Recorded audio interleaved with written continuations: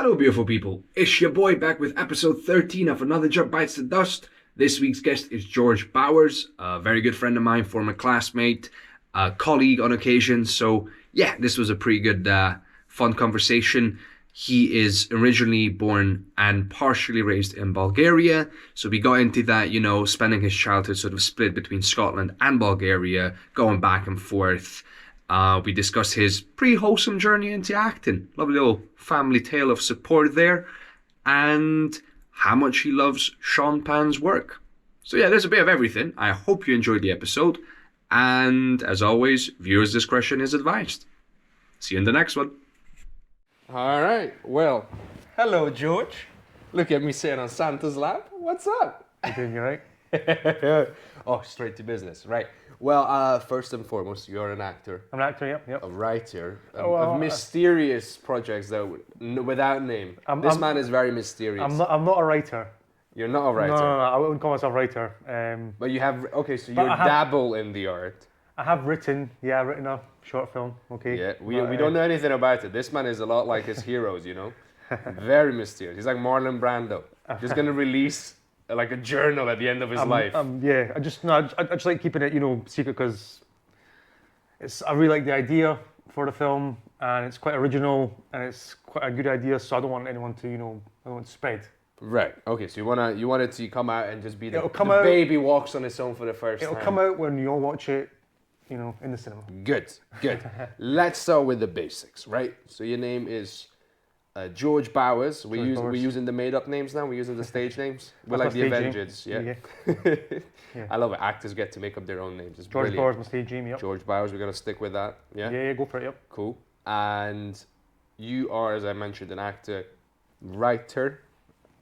Growing to like leaving this, growing to sort of you're gonna grow out of this soon, and you are actually born in Bulgaria. Yeah, I'm born in Bulgaria. Yep. And were you raised here? Yeah. So tell me about this a little bit. So born in Bulgaria. Born in Bulgaria. Yep. Well, both my parents, mum and my dad. I've got a stepdad now, but my dad, who's dead, but it's fine. R.I.P. He was an asshole, so don't worry about it, right? Okay. I take back my R.I.P. Okay, but they're both Bulgarian, so I am Bulgarian, like full Bulgarian. And I lived there till I was 6, and I moved here when I was 6, when my mum met my stepdad. We moved back there for a couple of years actually, when I was about 12 or 13. Okay. Yeah. But I've lived here in Edinburgh, yeah. All right, that's already okay. Then I already have questions about that. That's a great little segue because so growing up in Bulgaria. I was born in Bulgaria. I lived there till I was 6. Yeah. And then you have a culture shock of like another 5 years living here, right, in Scotland. Yeah, well, no, I lived here since then for about. But then you went back a little bit. Did you stay long for the second time you went back, or no, just a couple of years, yeah. Well, okay, well that's enough, So, was there a dual culture shock? Like you come in here, live in here, then going back already? Yeah, there was both. Yeah. So how was that? Well, when I arrived here, I mean, 6 years old, you're fairly malleable as a child. Exactly. You're fairly adaptive. It was good because I picked up the language, English very easily. So, because obviously I was so young, as you say, my brain was like a sponge, as you say, Yeah. So I went to school, obviously, primary school, and then I just picked up the language. Okay, so obviously you're 6 years old. So primary school, you started here. Yeah, obviously I didn't know English, Yeah. So at the beginning. How was that? But I don't remember what it was like at the beginning. But I just remember I picked up the language English very easily. That's pretty much all I remember. I don't remember me sort of like having problems speaking to anyone. Obviously, I think my time at school was really good. So, did you have any sort of feelings of like, oh, we're slightly different, like culturally speaking? Was there things that you did at home when you mentioned it to other kids? They were like, oh, we don't do that here, and you're like, oh, okay. I'm not gonna lie, I don't remember because I was so young. But I don't. Plus all the drugs you've been doing, obviously. But no, I think it wasn't really. There was a culture shock, obviously, yeah. Of course, because obviously I wasn't Scottish or British or even like didn't speak English. So I mean, the language we did. But I wasn't. First obviously, I was so young. It was my first time at school, Yeah. So that was my first time at school. I wasn't if I was at school before in Bulgaria. Yeah. And then actually no, I was at school in Bulgaria. I was, yeah. How long? Because again, no, you I remember might have done being like fine. basic kindergarten or basic. Yeah, I think it was like just like I mean, kindergarten. so yeah. in Romania it was like, so you do kindergarten, but like towards the final years they start preparing you for school. It's kind of like, we don't treat it as year zero, but I think that term was bandied about when I was a child. It was like year zero, which is like sort of a final. You're a senior in kindergarten, whatever that means, you know. Graduate kindergarten. Yeah, you're walking around like, yeah, guys, let me tell you how it works at the age of 5. You know, life is tough, man. When you No, I when was you got actually. food and stuff. I was actually kindergarten, yeah. But I mean, again, I was quite, I was quite a positive or sort of, quite open-minded, I guess. So I wasn't really like worried or anything like that, Yeah, you wouldn't be. So, but yeah, well, obviously when I went back though, as you said, Yeah, you know, this is when what I'm curious about. when I went back to Bulgaria, obviously I mean, hang on. So you went back about age 13, you said? 12, 13, maybe 11, maybe 11, 13. Okay, because that's literally, you spent, at that stage, you spent half your life in Bulgaria, another half of your life in the UK, and now you're going back. Yeah. That was more, because obviously I was older, so I knew sort of more what was going on. That was more of a culture shock, you know. So what was that like? Because obviously now you're coming with a Western mentality back to good old Eastern Europe. Yeah. You know, Obviously, like, roads work here. You know. obviously, I knew Bulgarian. That's fine, but I did struggle actually with the writing. I know the alphabet. Yeah, because Cyrillic alphabet, right? I don't know, like. But is the Slavic? Slavic, yeah. Yeah. Like I'm not sure. It's like the H is an N. Right. So Romanian is already Latin. They use the Latin alphabet, but I know Bulgaria and a bunch of other Slavic countries use the Cyrillic one. I'm not sure what that is, but yeah. Yeah, there's the N and then it's N- basically the N- Russian one. Yeah, the Russian one. Yeah, that's it. Yeah. So obviously that was a problem because I've had to write in Bulgarian, so I would. Can you still write in Cyrillic? Yeah. So you can write in 2 different language Yeah, systems. That's pretty cool. Yeah. Well, I still speak Bulgarian obviously because I'm speaking with my mum. So I do still speak it. I know how to speak Bulgarian. Yeah. I'm fluent. Obviously, sometimes I do, sort of translate from English. For example, like Idioms and phrases. I don't do this, but for example, like "see you later," like I'll translate that as like in Bulgarian "see you later," which isn't really what Bulgarian like. Yeah, so Bulgarian would say just goodbye, or Yeah, pa. In Romanian we say pa. I'm not saying I do that, but that's just an example. Yeah, sometimes I'll translate from English to Bulgarian. Romanian does actually have a phrase for like see you, like we'll see each other, ne vedem, or la revedere, which means to the next time we meet. Yeah. But yeah, that's interesting. But go ahead. But it was obviously going back. It was a culture shock, so obviously I'd do that. But obviously it was quite funny. I was I was the best at English in English class. I was even better than the teacher. It was funny. I was like, no, that's actually how you say this, or I would sometimes correct her. Yeah. Yo, you must have been very popular at school. She's like, fuck this guy want. Did you have a Scottish accent going back? Yeah, He's obviously got a pretty Scottish accent now. I had a Scottish accent, but I think at the start I didn't have when I speak Bulgarian, I didn't have a accent. Yeah, you spoke like sort of as your mother tongue. You spoke sort of native Bulgarian. From your exactly, I don't know, which part of Bulgaria were you born? Sofia, yeah. Oh, straight from the capital. We got a capital lad. Yeah. Oh, yeah. damn. Yeah, I find that countries always have a funny relationship with their capitals. Yeah. Because it's like, especially in the UK, London's London. It's a very unique experience. And then you go outside of London and the whole country's like, yeah, that's not us. And you go to Romania as well and we'll take the piss out of the capital, people living in the capital because we're like, well, aren't you just a bit too special? No, there is that in Bulgaria as well, like from the east, west coast, just like here as well, isn't it? Glasgow, Edinburgh, whatever. People need... And it's like, by the beach, or the mountains, or capital, or Are you village folk? Are you city folk? Yeah, village, city, west, east, so... Regions, yeah. There is that, yeah.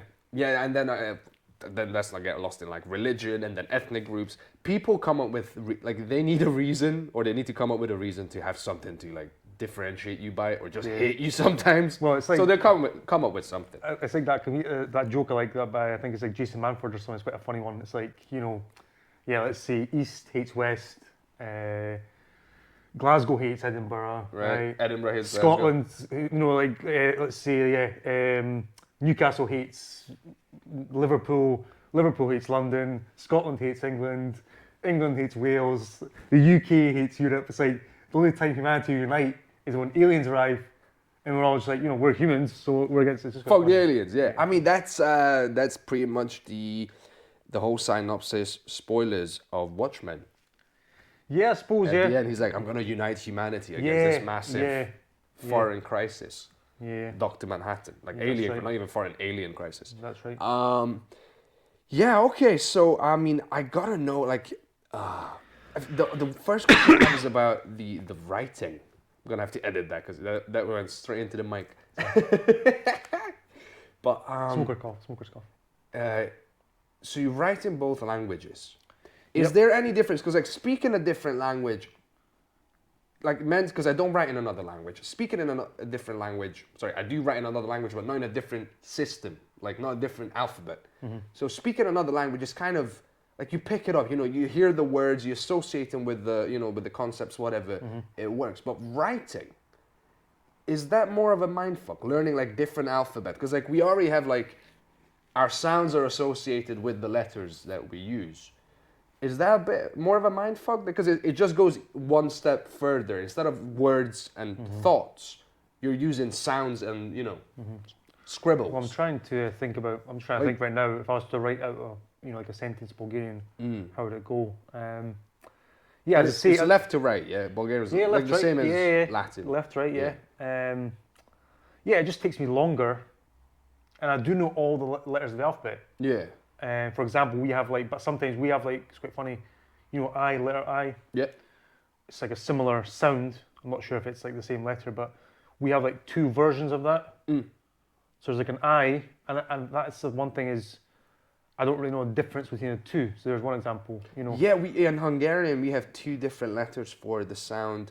So one's like just a normal, it's like a backwards N basically, right? Letter. But there's another one, the other one is has like a little like sort of squiggle at the top. Right.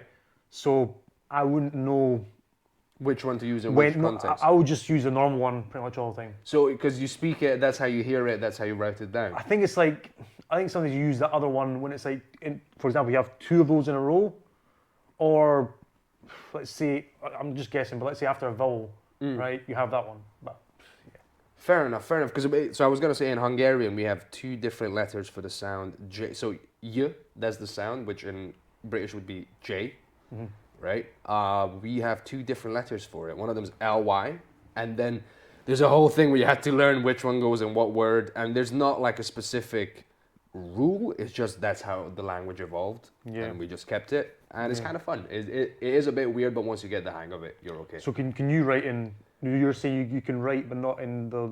No, I don't have no, because we use the same, more or less the same, like the same style of alphabet. We do have some special letters. We have some letters that are combined. So SZ, we have DZS, that's J, so things like that. Yeah. But it is very much the same. That's most similar, of the that's letters. Similar to us, yeah. D and like Z. It's like we have. It's like a J, yeah. Yeah, we have J and we have Z. But yeah, the idea is that we still use the same symbols, like they're Latin-based symbols. But obviously, Cyrillic is a completely different system. So that I was curious if that, writing in a different language. It's fine. Just it does take me a long time, and also I can't really. Well, I guess it's quite difficult for me sort of like to, how we write in English. Obviously, you sort of combine the letters, Just making sure that I've got a timer on, so I've got a vague idea how much time we've talked, because obviously you told me that you got stuff going on. That's fine, yeah, no problem.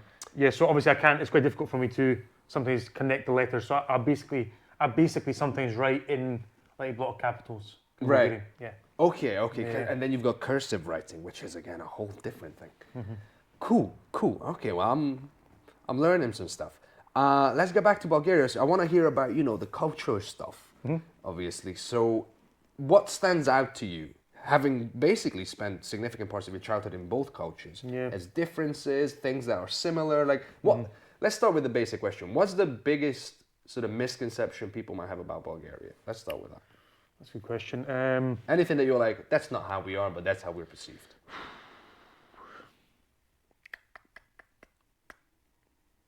I don't really know, because I mean, from what I've heard about Bulgaria, it's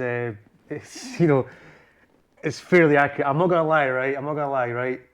I didn't really enjoy living in Bulgaria. All right. Right. I mean, there's a reason that you're here. And I don't really want to go back. Yeah. Right. I'm not gonna lie. So in that case, just roast him. You got nothing to. I'm not gonna lie. Just because Look, being from Eastern Europe, there's certain, there's a certain baggage that comes with it, historical baggage. That's just normal, unfortunately. Because the thing is, that's what I always say. People say to me, ask me about Bulgaria. I say they're quite, they are quite rude, right? Is that what they say? No, I'm saying that, All right. But as I always say, they're quite rude to other Bulgarians, but to foreigners, if you go over there and you speak English, or you're American, or you're British, or you just, or Australian, whatever, you just speak English, they'll be nice to you. Is it? That's what I've realised. But if you're Bulgarian, they're just like, yeah, whatever, just... That's it. No, because I think sometimes what happens is, I know in our culture as well, we take pride in how we treat our guests. There's an element of, you come to our house, we're going to bring out the best things. Like this is, I think, is true for a lot of cultures, but it's like, if we know someone's coming to visit, like my mum or your mum, there's gonna be a deep clean of the house. Yeah, everything's getting brought out and hoovered and mopped and wiped down twice. And oh my god, like as a child, I just remember going, "Oh, here we fucking go." No, we're very good. We're very good with guests. Inviting guests and all that stuff. And obviously, we know a lot of good people there. They're good with friends, as well. Strong relationships, Yeah, I think Eastern European cultures put an emphasis on family, the family unit, your friends, your relatives. But biggest misconception. Okay, you tell me what you think about Bulgaria, and I'll tell you if it's true. Okay, fair enough. Because I thought the one misconception that popped into my head, that's more for like Eastern Europe. We have this idea of Eastern Europeans being these hard, gruff, like grumpy people. That's how we're presented. Bulgarians are quite like that, yeah. Well, no, there's an element of it is true. Like, obviously life is a bit more difficult over there, and there were some problems and communism and so on and so on. But also, we're some of the, like, when it comes to being, like, just heavy, like, party heads, just going mental, like, that's us as well. Like, there's no party like an East European party. I'm not saying they're, like, hard and gruff and grumpy, obviously, all the time, that's obvious. But they are quite, Well, maybe a bit more reserved. But also, at the same time, they have big hearts, you know what I mean? They're quite, quite warm. They love to party.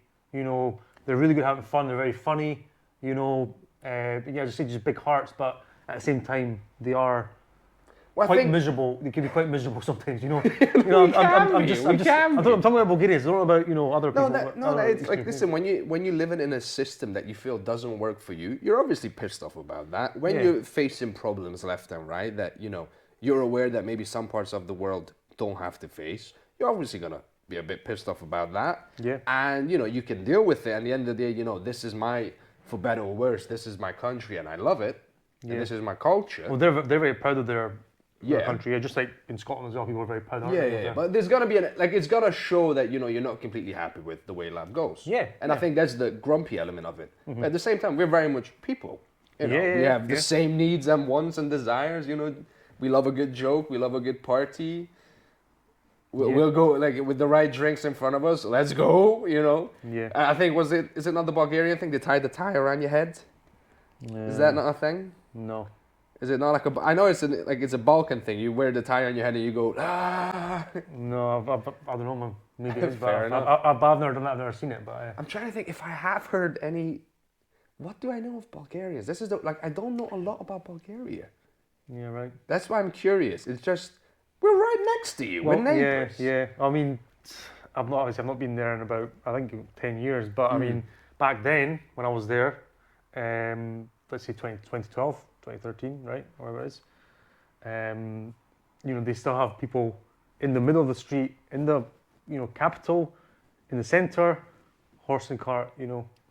I mean, we love a good old horse and cart. So I mean, that's not. People think that's a misconception, but it's not. So that's what I'm saying, Like there's parts of it, yeah. So I'm not sure if that still happens, but that people say it really happens. I'm like, it does, Yeah, that's. I mean, if you're from obviously, a village, I've never seen that here, obviously, but Yeah, people need to go into the capital. If you're from a village or from the outskirts of whatever town, and you got horses and a cart, that's what you gotta do, bro. Yeah, it's fine. That's no problem. If anything, we are sustainable and green. So please. We're not destroying. There's no hordes that destroying the atmosphere right now. Not at that level. If anything, we deserve kudos. We foresaw global warming before it even happened. Yeah, that's absolutely right. Yeah.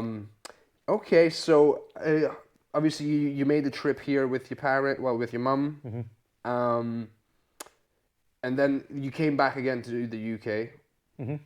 Was there another culture shock once you came back or no? Because that was only a couple of years. No, it's quite good actually.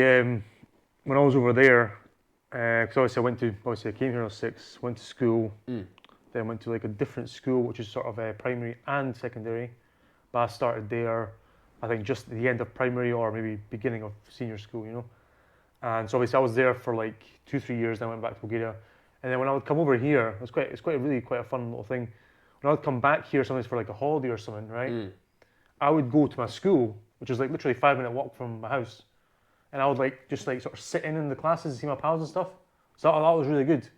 And obviously they would just let me in. I would obviously enjoy like break time with them and all that stuff. So I was still the same classmates. So then when I came back here after I went to Bulgaria for the second time, I came back here. I went to the same school. I knew the people, and it wasn't that culture shock because I knew them and I knew what it was like. So. All right, so you already had a point of reference, and they knew you. It's not like it wasn't. Who's this for? It's strange. Obviously, it was just better for me because obviously I didn't have to write in Bulgarian and all that stuff. So it was easier for me actually when I came back. Yeah. Because you spent the first 6 years. Because I was more. I knew English better than Bulgarian. You know, after I moved here for the first time, it's quite a funny story. Apparently, my mum said I told her one time, I'm gonna stop speaking Bulgarian. When I was like, I don't know, like say 10, 9, 10. You rebelled. And she was like, no, you keep speaking. I was like, okay, because we speak in Bulgarian. Yeah. But I speak to my brother in English, so it's quite funny when the 3 of us go out. I speak to my mum in Bulgarian, which is normal, but if I speak to her in English, it's strange. It's like really weird if I speak to my mum in English. Not really weird, but it's strange. And then I speak to my brother in English, and again, it's really weird when we speak in Bulgarian with my brother. So because you don't have that habit. Yeah. And your brother, is he older than you? Yeah, Oh, so he was born in Bulgaria. Yeah, he's 2 years older than me, but he's Okay, but you still speak in English with him. Oh, that's interesting. Yeah, that's the relationship how they develop, and you develop your own code at some point, and you just made it was like a non-written agreement of like we're speaking in English. That's how we talk. it just happened. Yeah, that's it's just normal. That's almost how we. Well, I wouldn't say we didn't start speaking because obviously I was 6, he was 8, so we didn't start speaking when we were 6. But it just first sort of time I guess we sort of properly started speaking to each other and just felt like it was in English. So yeah, just have like deep conversations, heart to hearts, and it just felt like it was in English. Yeah, fair enough. Once you have that emotional connection. Well, maybe because obviously we were at school as well together, and we would do a lot of stuff together when we were young. We had lots of friends, and obviously maybe that's how it started, isn't it? We were speaking to them in English with our pals. So obviously, it just makes sense that we speak with our brother in English as well, so they can understand, they can join in. Us speaking to our pals in English, and then we start speaking with our brother in Bulgarian. They'd be like, "What are you saying? What's going on?" So, I remember. So I guess that's how it sort of started. It's kind of I did the same thing. So I had friends from different languages and stuff. But even if I'm here and one of my pals who's Hungarian comes to visit, I might actually talk to them in Hungarian in English in front of other people because I don't want to exclude them if they're there. Yeah, I might have a little word and then I'll translate because sometimes a joke is funnier in Hungarian between us because we have the same reference. But then I'll be like, just so you know, that's what we're talking about. Yeah. But and I get that.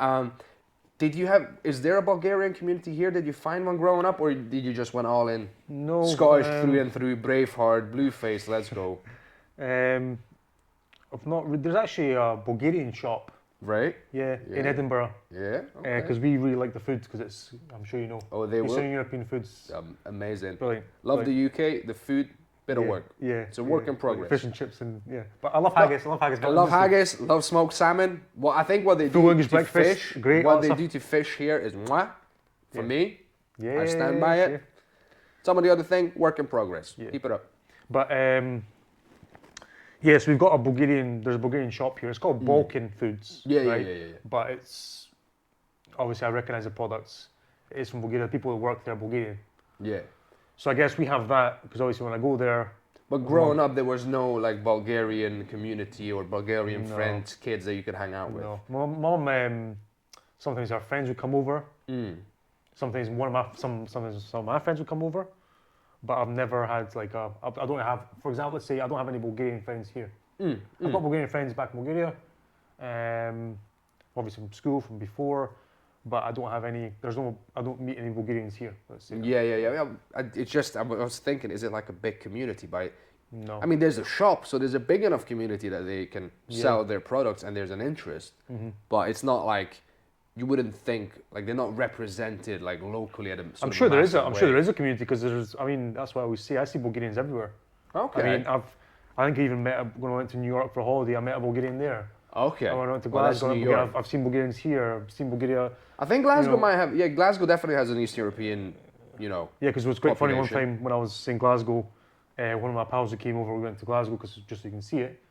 And we're in a shop. He was going to buy shoes, right? And he went, we're just speaking to him. Went, oh, in Bulgarian, I quite like these, And then just heard a guy behind us in Bulgarian. We'll buy them then. We're like, what the fuck? So the shopkeeper was Bulgarian? No, just a customer, yeah. And we're like, what the fuck? So you're getting heckled by a Bulgarian guy. Okay. And that's what Mum always says, just be careful what you say in Bulgarian because you never know. It's not like you. You never know. Maybe someone, for example, if you, obviously we don't do this that much, but if you say someone, you start slagging off someone. Someone in Bulgarian, who's right in front of you, you think, they don't know what I'm saying. Just be careful because, Yeah, but that's the thing. You never know. That's why there's a risk as well. I'm very much aware. Like I'll swear in Hungarian sometimes at work to myself. Right. But I know I can let loose in Hungarian a lot more than I can in English. Obviously, I'm not gonna do it. Yeah.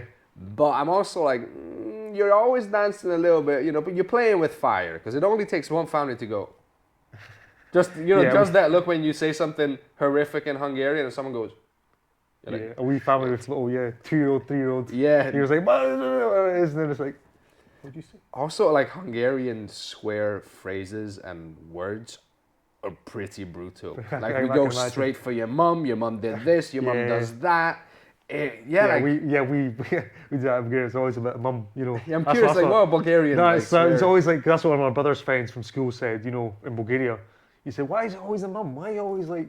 Because like fuck your mum, I fucked your mum. It's like whatever it is. Your mum does this. Your mum does that. Whatever. It's like just why is it always the mum? It's always We've actually, oh my god, we started. It's like like a BC Micah is like fuck the mum. Basically, it's translated. Basically, it's like what It's like.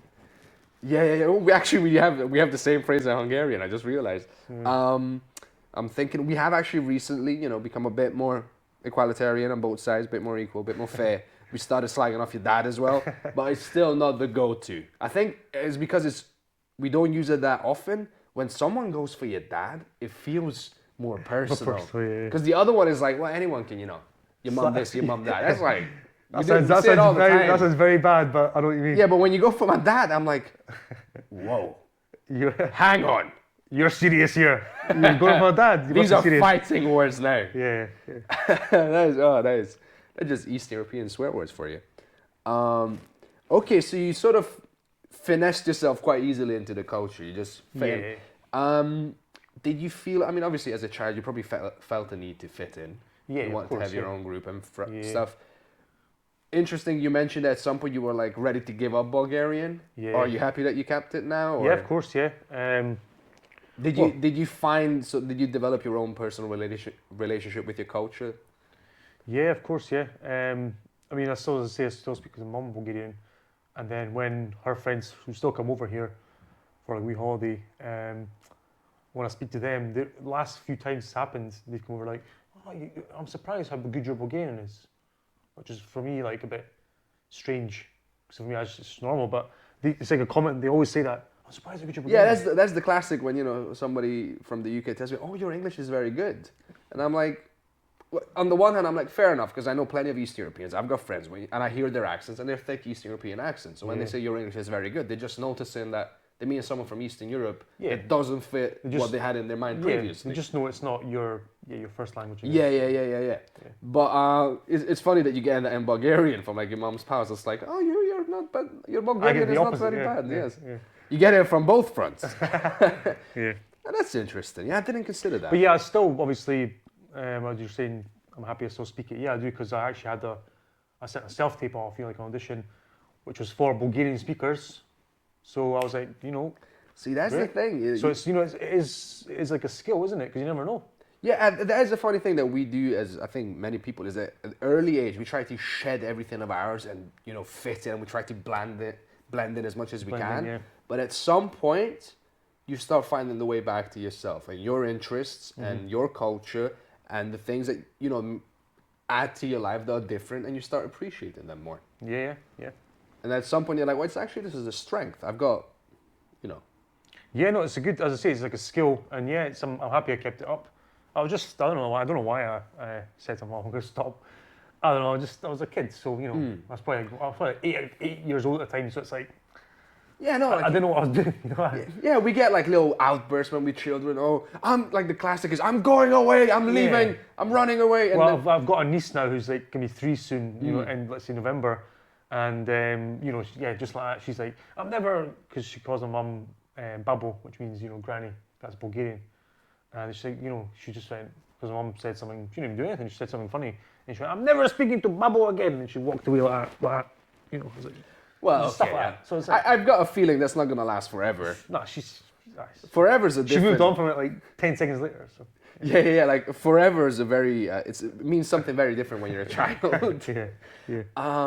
So let's get to the acting stuff, sir. So how did you, you know, discover acting? How did you find your interest? How did that happen, sir? I started when I was very young, and Was it encouraged? Did your mom encourage it? yeah, definitely, Okay. yeah. I mean, we were sort of, because our brother, he's a golfer, he's a professional golfer, not like, you know, he tried on the tour, but it's very difficult. But he's very good though.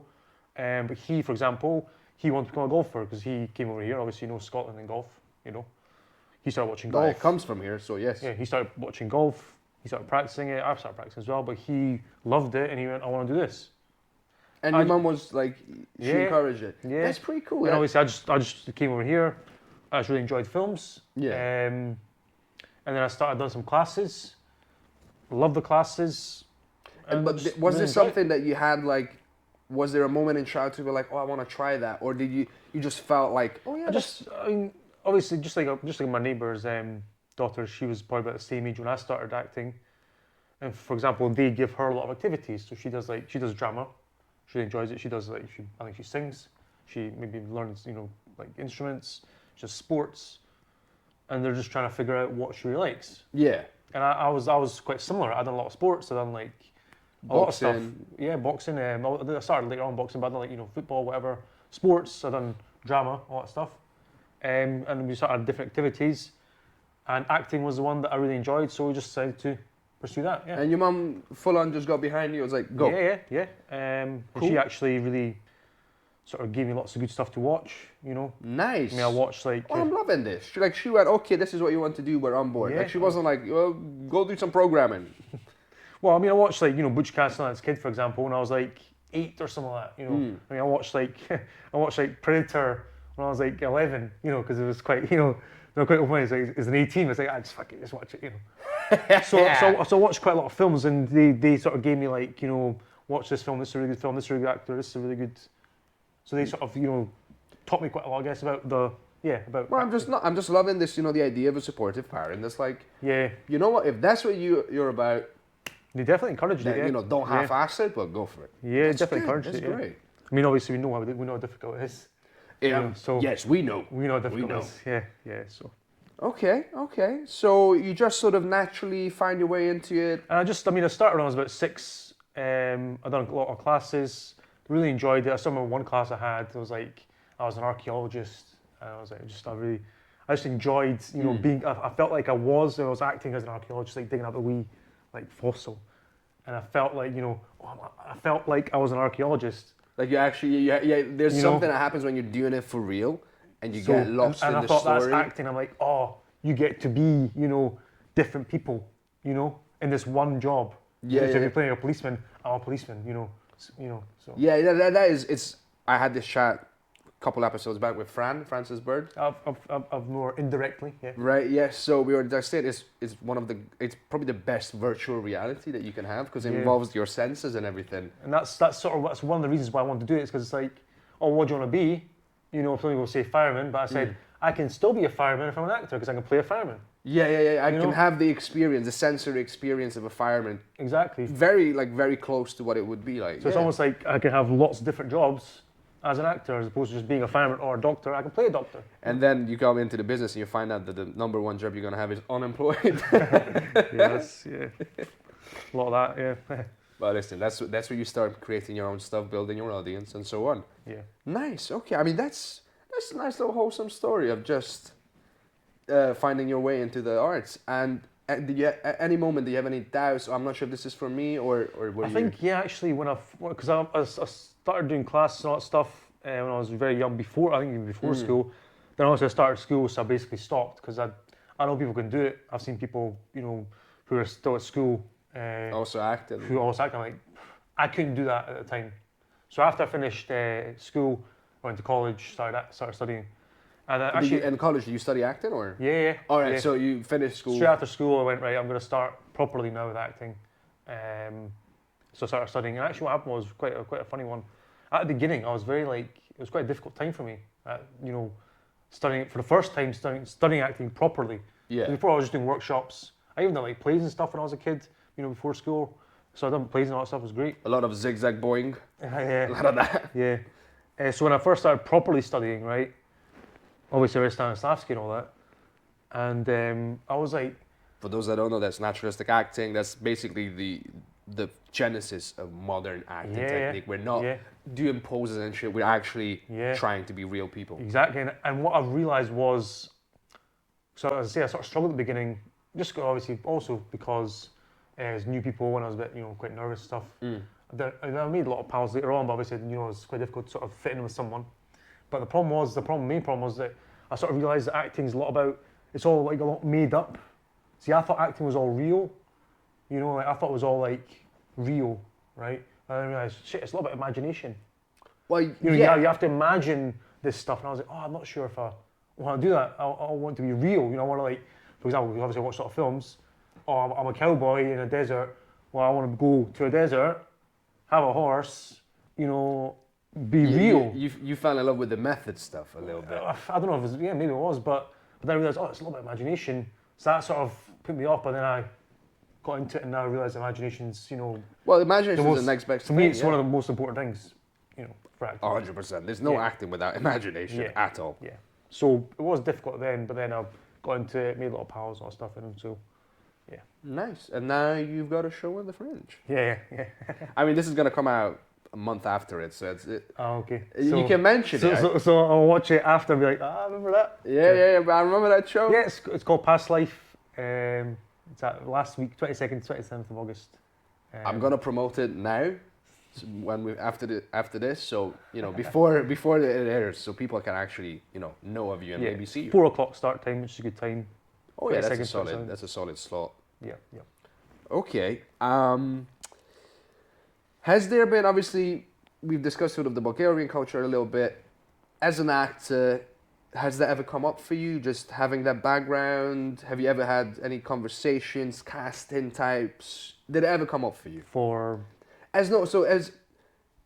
Because you spend a significant amount of time in Scotland, you speak the language, you got the accent, so you very much pass as someone who... I blend in and Yeah. I'm undercover. I'm Scottish. Oh really? Yeah, people believe that, yeah. Yeah, you're in a very you can convince people that when you say, I'm playing the Scotsman, they're not like, all right, Mel Gibson, calm down. But has it ever, has it any coloured your career in any way? Has it... What, being Bulgarian? Yeah. I'm just curious, I'm trying to find, because people have different experiences. Not really, as I say. I mean, whenever I tell people, for example, for the play I'm in, Fringe, from the first day we're all sort of meeting, obviously, it's a bit, everyone's a bit nervous because it's all fine now. But that's it's normal. like breaking ice, isn't it? Yeah. And they're like, tell us an interesting fact about yourself. And I straight away knew what I was going to say, because I was like last in the turn. And I was like, interesting fact, I'm actually born in Bulgaria. Everyone's like, really? Wow. So when I tell people I'm born in Bulgaria, it's a big surprise for them, but it's never really, as I say, I've done a self-tape in Bulgarian, but I've never, acting-wise, it's never really played a part being Bulgarian or Eastern European. Obviously, about looks, you have your looks on your... Yeah, your casting type. Your looks, obviously, one of mine is Eastern European. Yeah. Because I can play an Eastern European. But that is... Yeah, I was wondering, because sometimes what you'll get is like, you're not Eastern European enough. That's something that comes up and like, bro, this is real, yeah. Like, define Eastern European. If I'm from there, I get to decide what's an Eastern European. So that's really about it. I can play an Eastern European, but it's never... But That's great. Not really, no. Ideally, what you want to be is able to play both. Yeah. So I've been quite actually recently pleased. I've got a couple of comments by just guy at a barber shop and some guy in the chip shop where he came up all like, where are you from? I was like, oh, Romania. He's like, oh, you look Scottish. Oh, I had the beard done. But I was like, okay, so I can get away with it. Yeah. If someone says, oh, well, you're just not gonna, you're not believable. I'm like, I guess that's good. Yeah, I guess that's good, isn't it? Because yeah, no, ideally, you want to be able to play as many characters as you can. You have more opportunities. It's more open, yeah. Yeah, because this is gonna little throwback. I played pool with Mads Mikkelsen once. I think I saw that on your. Yeah. Yeah, that was like many years ago. But I actually asked him about working in different accents because I was curious, and he said that he personally does not believe in it because he finds that his acting is best when he's doing his natural accent. He's not thinking about different accents. Oh, see, you mean right? Okay, yeah, right. So he doesn't believe in it. So that's why he's doing. He's got his like Danish accent, and it's a pretty cool fucking accent to be fair. But he's like, I'm not gonna try to blend and do different things and go. I'm not all of a sudden from New York. That's not or gonna Irish happen. or something. Yeah. Yeah. Right. And I was like, okay, fair enough. Fair enough. But that was a cool thing that was an interesting little tidbit of the industry of like the different decisions we make about our appearance, our accents, our backgrounds. Interesting. Yeah, I personally love doing accents, so I'm maybe not the same as that. As Mads Mikkelsen, sorry.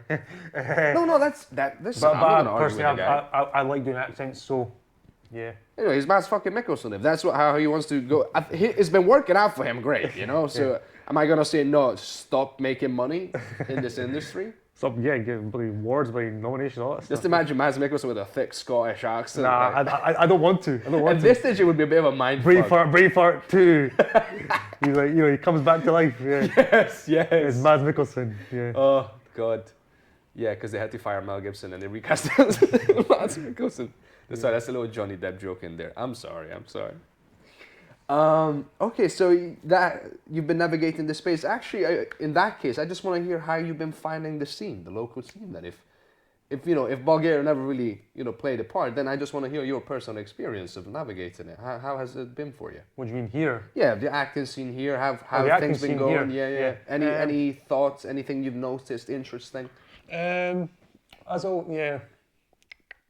Obviously, I mean, Scotland's quite a small country. Yeah.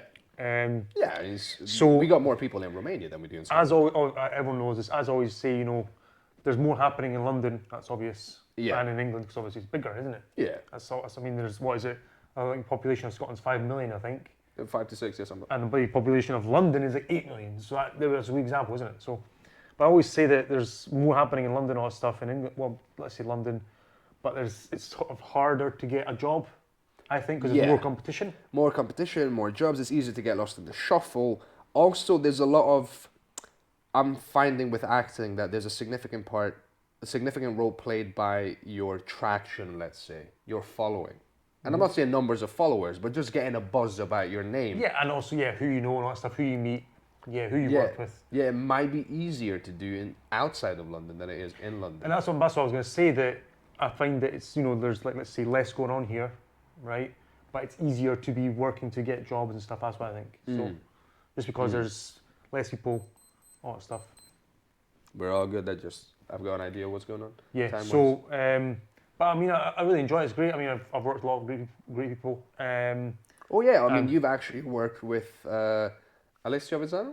Yeah. Who's got a thing coming out on BBC. Yeah, and he's a great director. Really enjoyed working with him. I worked with him 3 times now. You've done commercials with him? Commercials, yeah, and done a short film with him, which he recommended me for, which is great. And as I say, I've really enjoyed working, he's really good. And he's got stuff coming out on BBC, so... So yeah, you are moving in the right circles. I know a lot of sort of people indirectly as well. When I meet someone new or someone I've worked with before, they say, this guy, said, I've heard of him. So basically with all people I know, I'm sure we have quite a wide, sort of network, Okay, so again, as that stage, I'm starting to sort of understand my career a bit more and sort of just can put it in context for myself, which is careers come in stages, and you have to make peace with the fact that this is the stage of the career where there's a lot of graft, not a lot of return. Yeah. But that's gonna happen later on. You just need to do all the work first. That's right. Yeah, there's different stages. Just got to just got to keep going, really, Yeah, isn't it? yeah. What And the work never ends. It's just it gets different. yeah, just got to keep going. That's it. Absolutely. Well, in that case, I've got a little curveball question for you. All right. Why is Sean Penn the greatest actor ever? Because I know you love that guy. That's funny, Sean Penn. Well, Oh, you love his acting. I love him as well. Like, you know, in a heterosexually, just say that. Hey, you can love him in all sorts of ways. Sorry, right? no, just love him as a. Just because I mean, why is he the greatest actor? Well, okay, one point. He only ever. I mean, the roles he does are always very difficult, Right. right? Not people. People would probably say, no, I don't want to do this. You know, and that's what one thing. It's like on Family Guy. You know, he's always like every film. He's like, buddy, crying his eyes out. He's like bawling. He's like, you know, which is difficult, and we all know that. So every film is very difficult roles. That's one reason, right? Second reason, this is funny. You like this one. You like this one. You know why? Okay. Because I'm a Leo. Okay. You're a Leo. Okay. He's a Leo. Okay.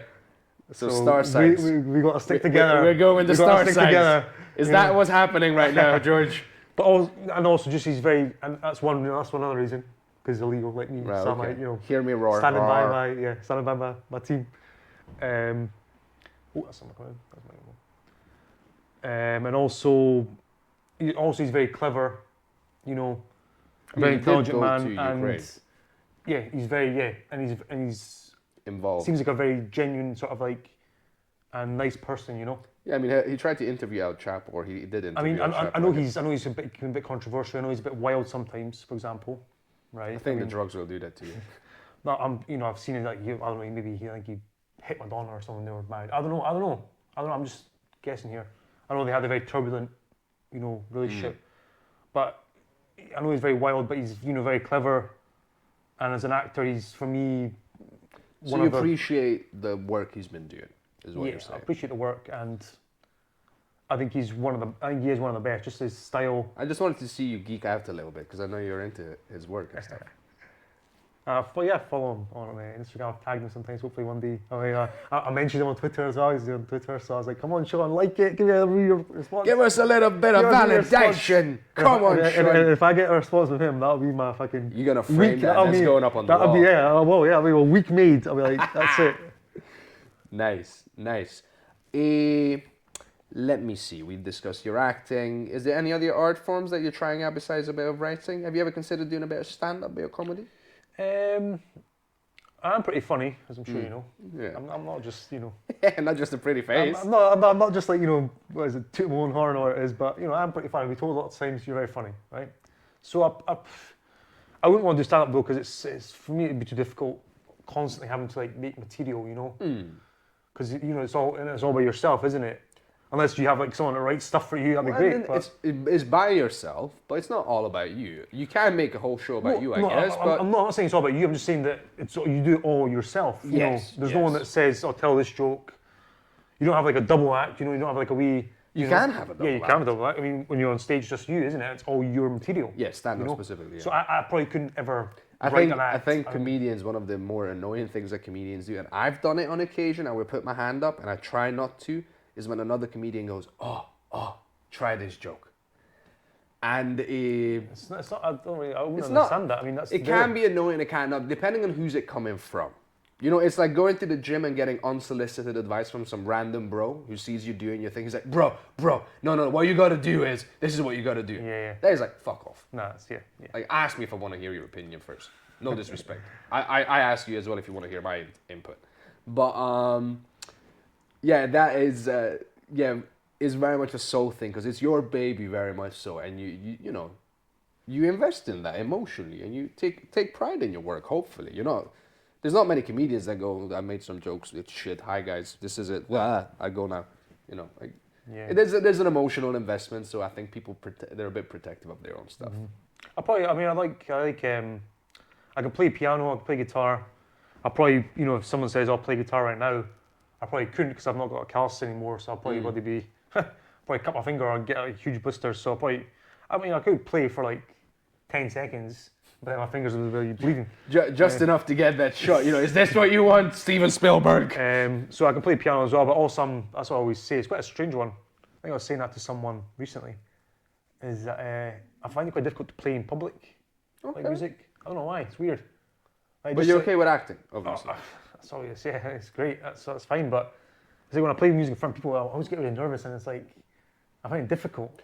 Yeah, You know? that's... So I probably would like to, you know, I would like to, you know, maybe play music, play some, go in a wee bar, play some piano. That'd be good. But I would never want to be a musician, but you know, stuff like that. That'd be good for another art form. Is it potentially because when you're playing piano by yourself, you don't have that level of perfectionism, but when you're in public, you're like, well, I can't be doing, you know, I can't be embarrassing myself. Definitely that sort of point. Because I mean, you can hit the wrong notes, you know. Yeah. And that's one thing as well for me is like when I play piano, if I mess up one note, then the rest of it after that, just because of my muscle memory, and I know, right, my hands go here, all that stuff. I know if I press one wrong note, then after that it'll be shit as well because I've made mistakes. It takes a bit of time to recover. So that will continue because I'm like, oh shit. Let's say for example I go to the right a little bit too much, then I'll keep going to the right a little bit too much. You know? Yeah, and I get what you mean. Yeah, so you just don't want, like, if you're gonna play in public, you want to be very, very good. If I want to play in public, I need to bloody know it basically like that. You know what I mean? I need to know it like so well that. I used to, because you just reminded me of something that I used to be embarrassed about, which is like, I speak fluent English, but when my dad would say, oh, say something in English, I'd be like, no. Really? Yeah, I would just get like all weirded out and freaked out. Yeah, and it's because I think it's just a part of me, I just felt put on the spot, but like, I speak fluent English. Like, why am I like, no. I don't actually understand. Yeah, why? Yeah, and why, I think I was just, as you were saying, I was thinking like, why did I do that? And I think a part of me was just, you know, when I'm speaking English, I'm prepared mentally that I'm going to be speaking English. But when I'm put on the spot, suddenly I'm like, oh, I'm going to be judged. I don't want to get this wrong. And it's just like, that's self-doubt kicks in. Now I'm like, you know what, fuck it. Yeah, it's only English. It's just a few words. That's why it also is. Because like, oh, did I say it right? Oh, they're on to laugh at me, you know, or look at his accent or whatever, or, you know. Yeah. That's funny. We play some weird mind games with ourselves. Like it actually, like, it makes sense to me, but when you actually look at it and can bring up the other arguments, then it's like, why am I doing this? Yeah. Really? That's the thing as well. I don't know why. You know, I guess I do know why, but it's strange for me that I can't play in, you know, public You can music. play. You're just really uncomfortable playing to the point that you choose not to. Well, when I was living in London, right, my neighbour, they were really nice neighbours. I played a lot of music then, right? Just at home, I was like lead guitar, you know, like electric guitar, acoustic, piano. I played a lot of music then, at home obviously. And then, for example, here's an example, right? They came over one time, and we went to the back garden. And they're like, oh, play some music for us on the guitar. My neighbour, he played guitar as well. He was good as well. And I was like, oh, okay. And here's an example. I would sit with my back to them because I didn't want them looking at me. I didn't want them, you know. And I messed it up. I was like, oh shit, what am I doing? I just didn't know what I was doing. I was like, well, I've been practicing this. So there's an example, you know. Yeah, because what happens once you start panicking, then your attention goes. Yeah. So now your what's the memory chord? goes I was like, as well. How'd you do like a D? I've completely just my mind went blank. Yeah, you go blank because your brain's so just completely captured by this. Oh my god. Which is strange. That's never happened to me in acting. I've never been like, yeah. I'm gonna be a little devil and be like, well, not yet. No, I'm saying I mean, obviously I have somebody's forgotten lines and all that stuff, but I'm saying I've never had that sort of nervousness of like, oh, I need to do it in front of people. I've never had that in acting, you know. Yeah. So maybe because you obviously I've been nervous as well. I have somebody's maybe forgot some lines or something, but I've never been like, oh, I can't do this in front of people. I can't. Sometimes it's just the context because you know you prepared for it already.